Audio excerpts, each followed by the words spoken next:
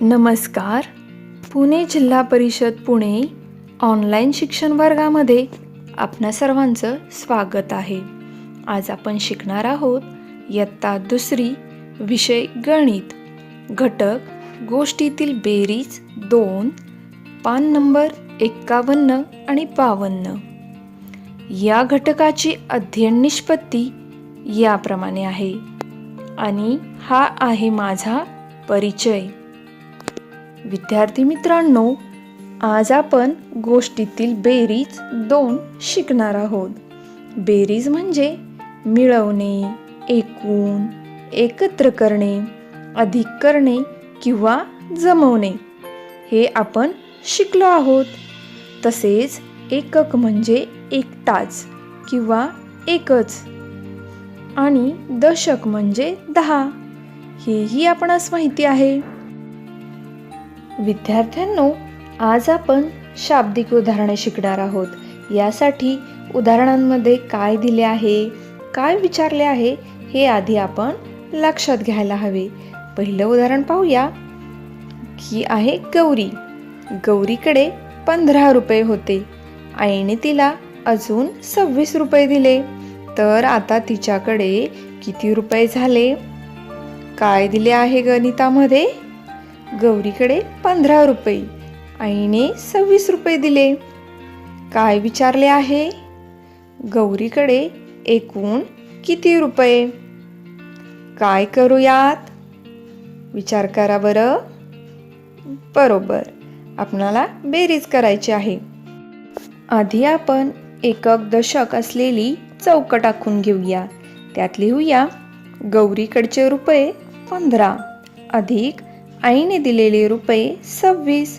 आता एककांची बेरीज करूया. 5 अधिक 6 झाले 11. 11 मधला 1 हा दशक. आता दशकांची बेरीज करूया. ती झाली 4. म्हणजेच एकूण रुपये 41. आपलं उत्तर आलं 41. पुढचं उदाहरण पाहूया. एका माळावर 24 गायी आणि 28 म्हशी चरत होत्या.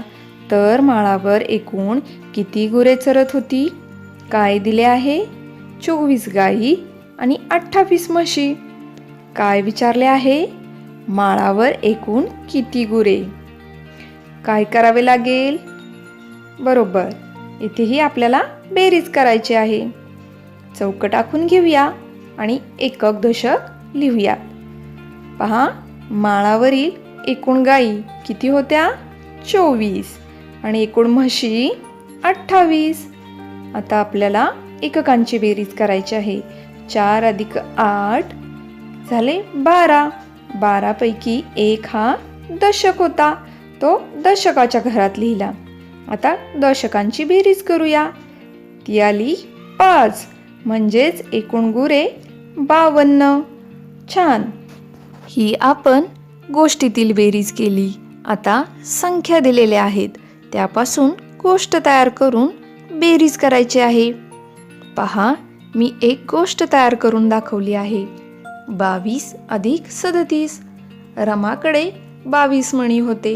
सीमाने तिला आणखी 37 मणी दिले.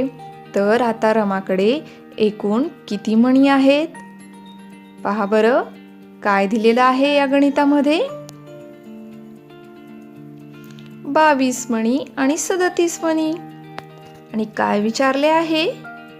एकूण किती मणी आहेत? काय केलं पाहिजे? बरोबर, बेरीज. चला चौकट आखून घेऊया. त्यात एकक आणि दशक लिहूयात. पहा, रमाकडचे मणी 22, सीमाने दिलेले मणी 37. आता एककांची बेरीज करूया. 2 अधिक 7 एकूण झाले 9.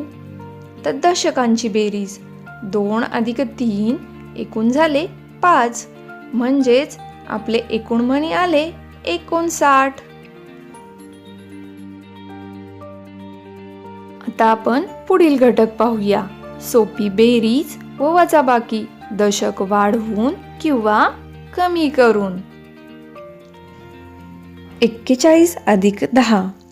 41 म्हणजे 4 दशक व 1 एकक.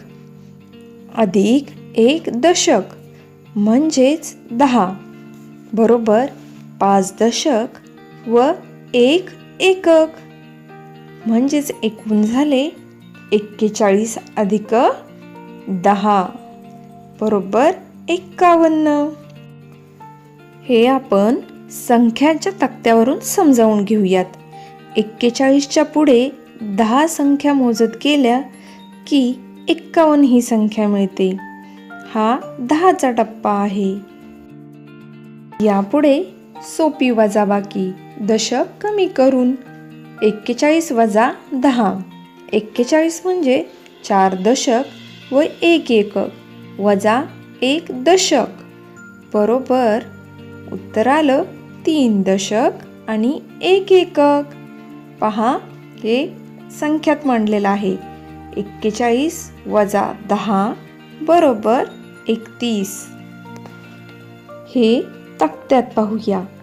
41 मधून 10 वजा केल्यास 31 ही संख्या मिळते. इथे 10च्या टप्प्याने मागे जायचे आहे. समजले ना? इथे आपण 10च्या टप्प्याने बेरीज व वजाबाकी करायला शिकलो आहोत. आता आपण बेरीज 20 ने वाढवून वजाबाकी 20 ने कमी करून शिकूयात.